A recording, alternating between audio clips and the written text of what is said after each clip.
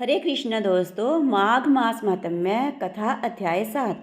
चित्रगुप्त ने उन दोनों के कर्मों की आलोचना करके दूतों से कहा कि बड़े भाई कुंडल को घोर नरक में डालो और दूसरे भाई वे कुंडल को स्वर्ग में ले जाओ जहाँ उत्तम भोग हैं। तब एक दूत तो कुंडल को नरक में फेंकने के लिए ले गया और दूसरा दूत बड़ी नम्रता से कहने लगा कि हे विकुंडल, चलो तुम अच्छे कर्मों से स्वर्ग को प्राप्त होकर अनेक प्रकार के भोगों को भोगो। तब विकुंडल बड़े विस्मय के साथ वन में संशय धारकर दूत से कहने लगा कि हे यमदूत, मेरे मन में बड़ी भारी शंका उत्पन्न हो गई है, अतः मैं तुमसे कुछ पूछता हूँ कि कृपा करके मेरे प्रश्नों का उत्तर दो। हम दोनों भाई एक ही कुल में उत्पन्न हुए, एक जैसे ही कर्म करते रहे।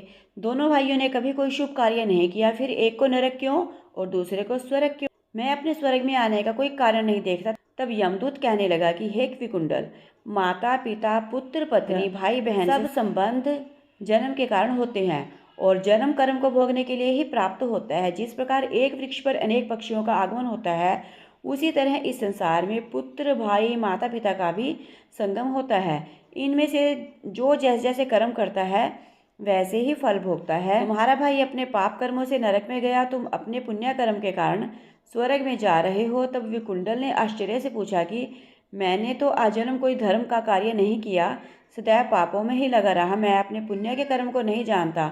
यदि तुम मेरे पुण्य के कर्म को जानते हो तो कृपा करके बताइए। तब देवदूत कहने लगा कि मैं सब प्राणियों को भली भांति जानता हूँ, तुम नहीं जानते।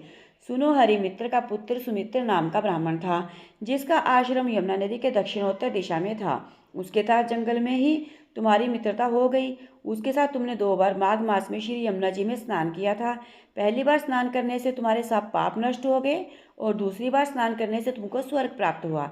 सो हे वैश्यवर, तुमने 2 बार माघ मास में स्नान किया, इसी के पुण्य के फल से तुमको स्वर्ग प्राप्त हुआ है और तुम्हारा भाई नरक को प्राप्त हुआ है। दत्तात्रेय जी कहने लगे कि इस प्रकार वह भाई के दुखों से अति दुखित होकर नम्रतापूर्वक मीठे वचनों से दूतों से कहने लगा कि हे दूतों, सज्जन पुरुषों के साथ 7 पग चलने से मित्रता हो जाती है और यह कल्याणकारी होती है। मित्र, प्रेम की चिंता न करते हुए तुम मुझको इतना बताने की कृपा करो कि कौन कौन से कर्म से मनुष्य यमलोक को प्राप्त नहीं होता, क्योंकि तुम सर्वज्ञ हो। तो दोस्तों, कैसी लगी आपको ये 7वें अध्याय की कथा? अगर अच्छी लगे तो प्लीज़ वीडियो को लाइक करें, चैनल को सब्सक्राइब करें, वीडियो को अपने सभी सोशल अकाउंट्स पर शेयर करें। हरे कृष्णा, राधे राधे।